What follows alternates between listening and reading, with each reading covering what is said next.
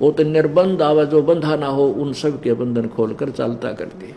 तो केवल एक कबीर परमात्मा है जो निर्बंध है, और बाकी जितने यहाँ के भगवान हैं ये भी बंधन मर्यादा में बंधे हुए, इनसे आगे नहीं चल सकते, ये कर्म दंड को नहीं काट सकते। तब द्रौपदी ने पुकार की थी हृदय से, हे भगवान आज तेरे बिना मेरा कोई नहीं, आज अपनी दासी की इज्जत तेरे हाथ में है प्रभु। अपने आत्माओं, परमात्मा कबीर जी जो है ये बहुत लीला करके हमारी भक्ति को बनाए रखता है। द्रौपदी श्री कृष्ण जी से उपदेश लिए हुई थी, श्री कृष्ण गुरु था पांडवों का। अब द्रौपदी ने अपने कृष्ण भगवान को याद, कृष्ण गुरुदेव को याद किया।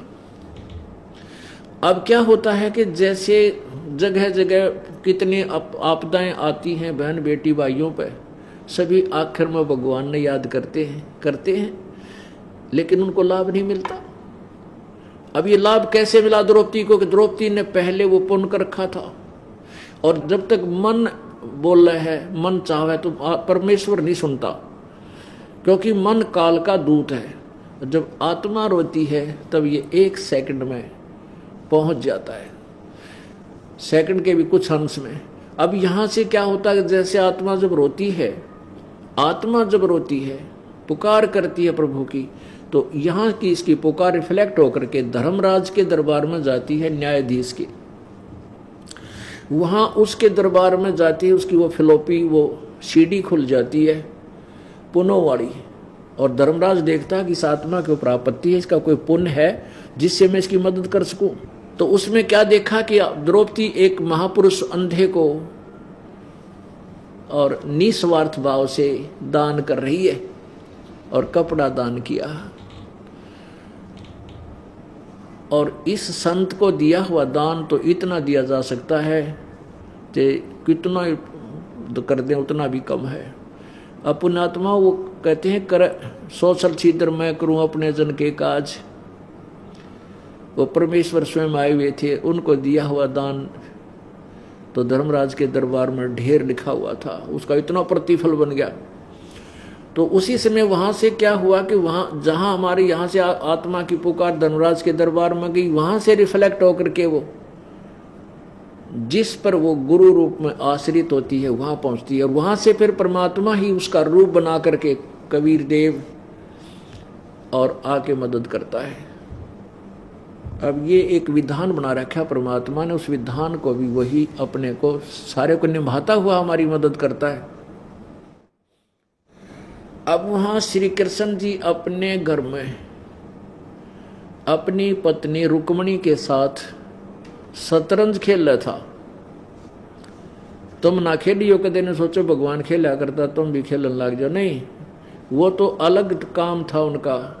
एक उदाहरण दिया जा रहा है कि वो शतरंज खेल रहा था अपनी पत्नी के साथ, और शतरंज में ऐसे डालते हैं, कोई कदे कच्चे 18 बोले जाते हैं, कदे 9 बोले जाते हैं। तो ज्यों ही उसने पासे हाथ से ऐसे पासे फेंके, अंदर से परमात्मा की प्रेरणा एकदम हाथ आकड़ गया, जैसे भूत आ जाया करें ऐसे, और ऐसे करके कृष्ण जी बोला अनंत अनंत अनंत। अब रुक्मणी कर पकड़ा, मुस्काई, अनंत कहा वो को समझाई कि ये अनंत अनंत क्यों के कर रहे हो तुम, मुझे बताओ, आपने पास से डाले हैं, इसका बोल कच्चे 12 हैं पक्के 18 हैं क्योंकि ये बोले। तो कृष्ण जी के कह रहा है कि दुशासन ने द्रौपदी पकड़ी और हमरी भक्ति सकल में से करी, जय हमरी भक्त पे छोड़ी होई, हमरा नाम न लेवे कोई।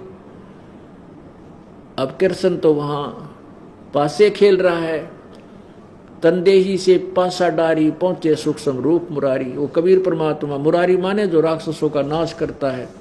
कर्म सबसे बड़ा दुख, राक्षस हमारे कर्म है, इन पाप कर्मों का भी अरि यानी शत्रु कबीर भगवान है। अब वो कृष्ण तो वहां खेल रहा है, वह सूक्ष्म रूप धारण करके परमात्मा कहते हैं करे करावे साइया मन में लहर उठा, और दादू सदर जीव का वो आप बगल हो जा। आप सामने नहीं आता परमात्मा, भक्ति की आस्था बनाए रखने के लिए कि गुरु मर्यादा भी रहनी चाहिए, नहीं तो बर्बाद हो जाएगी, भक्ति काल बर्बाद कर दिया। इसलिए परमात्मा उस सारी स्थिति को सूझबूझ से सोच समझ कर करता हुआ इस भक्ति की गाड़ी को इस बिचली पीढ़ी तक खींच कर लाता है ताकि अब ये पार हो सके। तो उसी समय वहां से परमात्मा कबीर जी सूक्ष्म रूप बनाकर पूर्ण ब्रह्मा पहुंचे सूक्ष्म रूप मुरारी, खेचत खेचत खेच कसीसा सिर पर बैठे हैं जगदीसा। द्रौपद सुता को दीने लीर, द्रौपद सुता द्रौपदी की बेटी ने, यानी द्रौपद राजा की बेटी द्रौपदी ने द्रौपद सुता को दीने लीर जाके अंत बढ़ाए चीर। खेचत खेचत खेच कसीसा सिर पर बैठे हैं जगदीसा। अब दुशासन खींच खींच के तंग हो लिया, पसीना पसीना हो गया और साड़ी का ढेर लग गया नो, और द्रौपदी का निवस्त्र नहीं कर सका, थक के वो पहलवान। दुशासन कहते 1000 हाथियों का ताकत का आदमी था और थक कर बैठ गया, क्रोध मनु कहता ही देखो इसकी बेइज्जती करूंगा। लेकिन जिस पर मालिक राजी है कौन बिगाड़ दे उसका, नहीं फिर भगवान है ही नहीं, मिथ्या हो जाती भगवान की कथाएं। लेकिन नहीं, भगवान ने अपनी स्थिति को बराबर रखा है। अब कुछ दिनों के अब बात खत्म हुई, हार के बैठ गए, एक लोग मुंह लटका के द्रौपदी काट के उस चीर ने अपना चली गई अपने महल को। अब पुण्यात्माओं कुछ दिनों के बाद श्री कृष्ण जी आए। श्री कृष्ण जी को पता भी कोई ना क्या हो गया। जब द्रौपदी ने आकर बताया कि परमात्मा आपने मेरी इज्जत रख दी, ऐसे ऐसे कहानी हो गई थी, मेरे को बेइज्जती करे थे और आपने मेरे निरे चीर बढ़ा दिए। अब पुण्यात्मा विचार करना, इस दास के रूप में परमेश्वर कबीर जी आपके घरों में हजारों संख्या की गिनती करा दूं, उनके घर जाके आप आए थे, सामने हमने दिखे, ये आशीर्वाद देगी और हमारा ये लाभ हो गया। अब दास को क्रेडिट देता करता कबीर भगवान है। ऐसे ही उस कृष्ण को पता नहीं और परमेश्वर आकर कर गए सारा काम। अब कृष्ण जी को पता चला कि हे परमात्मा, द्रौपदी कहती है कि आपने मेरी इज्जत रख दी परमात्मा। अब द्रौपदी पूछती है कि मेरे कौन से कर्म का फल था भगवान। अब कबीर परमात्मा ने कृष्ण जी को दिव्य दृष्टि दे दी कि इस बेटी का पेटा भर जा, और इसके मुख से सुनकर औरों को भी दृढ़ विश्वास हो कि कौन से पुण्य का इसको लाभ मिला। जब कृष्ण जी को पिछली वो सीन देखा कि द्रौपदी तू एक बार जब ब्याही भी ना थी, इस तरह विवाह नहीं हुआ था, उसमें आपने एक अंधे महात्मा को ऐसे साड़ी पाड़ के डाली थी, 7-8 कोपी तन, वैसे बैग ही नहीं हाथ लगा, फिर लंबी लकड़ी का लपेटा दे करके उसके हाथ के निकट किया था। उस संत को दिए हुए उस एक बिलात के टुकड़े का 9 इंच टुकड़े का प्रतिफल है ये, इसे महापुरुष को तने दान कर रखा है। अब द्रौपदी कहती है, हे भगवान, हे परमात्मा, जब मुझे पहले नो भी पता होता ये महापुरुष ऐसे हैं तो ना जाने उसको के दान कर देती। एक लीर के कारण मेरे हो गए चीर अपार, जब मैं पहले जानती तो सर्वस्व देती वार। अपने आत्माओं, आपको वो समय मिल गया ये दान धर्म करने का। पहले तो आप वैसे कुर्डियां पे घेरो थे, कहीं दान भी करो थे, वो यूजलेस था, क्योंकि कुपात्र को दिया हुआ दान कभी नहीं फल सकता। अब आपको वो सुपात्र मिल गया है, वो यथार्थ भक्ति विधि मिल गई है। अब परमात्मा कहते समझा है तो सिर दर पाओ और नहीं रे ऐसा दाओ।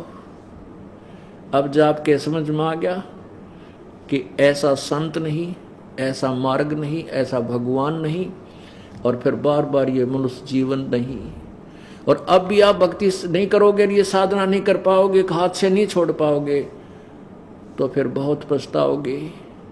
समझा है तो सिर धर पाओ, जब तेरे समझ में आ गई पीछा छुटवाना इस काल ते, सिर पर पाँव रखना, बहुत तेज दौड़ना, यानी इस भक्ति मार्ग में दान धर्म भक्ति समन अपना नित्य कर्म में इतनी स्पीड तो चल पड़ जैसे सिर पर पाँव धर के पता नहीं सांस का के मेरा कै दिन का है।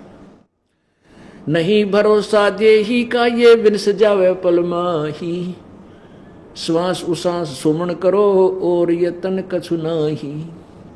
तो परमात्मा कहते हैं समझा है तो सिर दर पाऊं, यदि तू समझ गया इस कहानी को तो स्पीड खींच दे भगवान की भक्ति की, सिमरन की, भूल जा सारे संसार को और समर्पण कर भगवान को। देख फिर रंग कुछ ही दिनों में आपके घर में कितना सुख होता है, आपका मोक्ष होगा, परमात्मा प्राप्ति होगी। बोलो सतगुरु परमात्मा कबीर साहब। ये वही परमेश्वर हैं जो बनारस में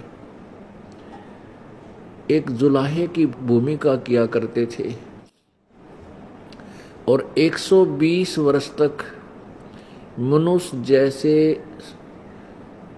कर्तव्य करते हुए, मनुष्य जैसे कर्म करते हुए एक साधारण मनुष्य की एक भूमिका की, और स्वयं ही वो परमात्मा हैं, स्वयं ही वे तत्वदर्शी संत होते हैं, स्वयं ही वे सद्गुरु होते हैं और स्वयं ही वे एक सच्चे भक्त की भूमिका करते हैं, स्वयं ही वे सच्चे एक दास की भूमिका करते हैं, एक सच्चे गुरु भक्त की भूमिका करते हैं। वो परमात्मा हमें एक उदाहरण देकर जाते हैं। यदि आप जी ने भगवान पाना है, यदि आप जी ने मोक्ष करवाना है, तो जैसे परमात्मा सर्वशक्तिमान होते हुए एक सिंपल मैन की तरह, एक बिल्कुल गरीब, एक निर्धन व्यक्ति की भूमिका की, और उस भूमिका में उन्होंने ये सिद्ध करना चाहा कि कोई यूं सोचे कि घना बड़ा सेठ हो, घना दान धर्म करता हो, या कोई ऊंच जाति का हो ब्राह्मण, क्योंकि उस समय छुआछूत बहुत चरम सीमा पर थी और ब्राह्मण लोग केवल यही कहा करते थे कि भक्ति और सदग्रंथों को पढ़ने का अधिकार केवल ब्राह्मण को ही है, ये श्रेष्ठ जाति है। परमात्मा ये कहा करते कि जाति श्रेष्ठ तो है ही है, जाति तो चारों श्रेष्ठ, वर्ण तो चारों ही श्रेष्ठ हैं। अब 4 वर्ण बनाए गए हैं मानव समाज के, एक ब्राह्मण, वैश्य, अक्षत्रिय और शूद्र। ये चारों ही श्रेष्ठ वर्ण हैं, लेकिन इनमें व्यक्ति निकम्मे हो जाए, वो ब्राह्मण भी निकम्मे हो सके और अक्षत्रिय भी निकम्मे हो सकते हैं, वैश्य भी हो सकते हैं, शूद्र भी हो सकते हैं। यानी केवल वर्ण से ही ऊंच नीच और श्रेष्ठ, उत्तम और अनुत्तम नहीं होते। परमात्मा पाने के लिए कोई भी वर्ण का व्यक्ति हो, किसी भी वर्ण का व्यक्ति है और वो पूर्ण संत की शरण में पहुंच जाता है, तो पूर्ण संत के पास वो फार्मूले होते हैं कि वो किसी भी वर्ण का व्यक्ति है और कैसे भी नेचर का व्यक्ति है, उसको सीधा कर देते हैं, भक्त बना देते हैं। और परमात्मा पाने के लिए किसी जाति विशेष की आवश्यकता नहीं है, भक्ति विशेष की आवश्यकता है। भक्ति विशेष का तात्पर्य है कि शास्त्र अनुकूल साधना और परम संत जिसको नाम दान करने का अधिकार हो, उससे नाम प्राप्त हो।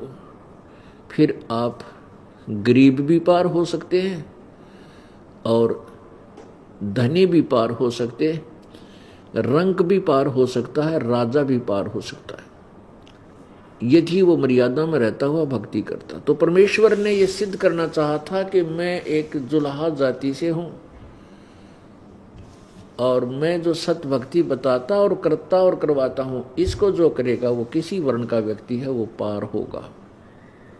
तो परमात्मा ने वो सिद्ध करके दिखाया कि 120 वर्ष तक अपने तत्व ज्ञान का प्रचार किया और परमात्मा में जो समर्थता होती अपने सामर्थ्य का भी परिचय दिया। ऐसे अनमोल उदाहरण किए, ऐसे लीलाएं की, मुर्दे तक जीवित करके दिखाए परमेश्वर ने। वो असाध्य रोग ठीक किए जो पृथ्वी पर कोई करने को असमर्थ थे, सभी कोई नहीं कर सका था। तो वो जो परमात्मा ने 600 वर्ष पहले जो लीलाएं की थी, आज वो लीलाएं भगवान के गुणों से मेल खाती हैं, पूर्ण परमात्मा के उस महिमा से मेल खाती हैं जो भगवान ऐसे कार्य किया करता है। और साथ में वो सदग्रंथ हमारी ये प्रमाणित करते हैं कि वो कबीर परमात्मा, वो पूर्ण ब्रह्म, परम अक्षर ब्रह्म, सत्य पुरुष अपने सतलोक से चलकर सहशरीर आता है, अपने श्रेष्ठ भक्तों को मिलता है, फिर उनको अपना तत्व ज्ञान प्रचार करता है। वो भक्त फिर उस परमात्मा की महिमा कलम तोड़ गाते हैं, सुनाते हैं। वो आने वाले समय में वो एक ऐसे प्रमाण बन जाते हैं जो अब कलयुग के इस बिचली पीढ़ी के समय में अब हमारे लिए वो संत एक एविडेंस बन गए। उन संतों की वाणी, परमेश्वर प्राप्त संत महापुरुषों की वाणी, ये हमारे लिए एक गवाह के तौर में होगी। एक एफिडेविट लिख दिया उन संतों ने कि कबीर परमात्मा है, ये वो धानक है जो बनारस में 120 वर्ष तक रह के चला गया था। सहशरीर आए थे, सहशरीर चले गए थे। तो कबीर परमात्मा ने आकर के प्रत्येक युग में अपने यथार्थ ज्ञान को बताया। परमेश्वर ने क्या बताया? 9 मन सूत उलझिया, रहे ऋषि जख मारे, सतगुरु ऐसा सुलझा दे, जो उलझे न दूजी बार। अब परमात्मा जुलाहे का काम करा करते हैं, और जुलाहे के काम में सूत होता है, जो कपड़ा बुनने के लिए बारीक से धागे का बंडल बना दिया करते थे। और वो उलझ जाना, वो सुलझेगा नहीं दिया करा, वो सारा दिमाग चाट लेता है, इतना तंग कर दिया करता है जो सूत उलझ जा। और सूत थोड़ा सा 1 किलो 2 किलो उलझ जाए, वो सारा दिन खोदे, सूत में नहीं आवे, ठीक नहीं हो पाओ, उसकी बंडल ठीक ना बने। और 9 मन सूत उलझ जा तो सुलझ जाए क्यों करे। तो कहने का भाव यह है कि काल भगवान ने इस अज्ञान रूपी, इस तत्व ज्ञान में, यथार्थ ज्ञान में इतना डंगा डलवा दिया अपने अज्ञानी संतों द्वारा, मिसगाइड करके, कि 9 मन सूत उलझ गया। कोई थ्योरी बतावा है, कोई कुछ सिद्धांत बता रहा है, कोई नाम बतावा है भगवान भक्ति का, कोई कुछ ज्ञान दे रहा है, कोई किसी को प्रभु बताता है, कोई किसी को। तो क्या बताते हैं कि 9 मन सूत उलझिया, ऋषि रहे झकमार, इन ऋषियों का भी समझ में ना आई। और सतगुरु ऐसा सुलझा दे भाई, उलझे न दूजी बार। संत, तत्वदर्शी संत आकर के उसको इसे ढंग से सुलझा देगा, उस पूरे आध्यात्मिक ज्ञान को, कि फिर वो दोबारा उस युग में तो उलझ नहीं सकता जब भक्ति करेंगे।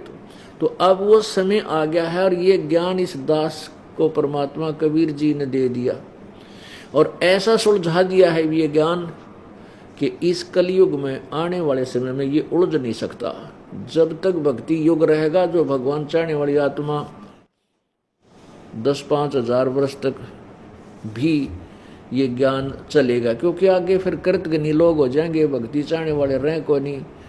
ये फिर काल के दूत बीच में आकर के भक्तिहीन कर देंगे, लेकिन भक्ति को उलझा नहीं सकते, इस ज्ञान को उलझा नहीं सकेंगे। तो पुण्यात्मा, उस परमेश्वर ने आके हमें क्या बताया?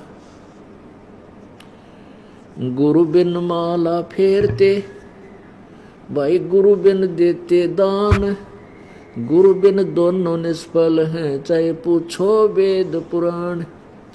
राम कृष्ण से कौन बड़ो, उन्हों भी गुरु कीन, 3 लोक के वेधनी ही गुरु आगे अधीन।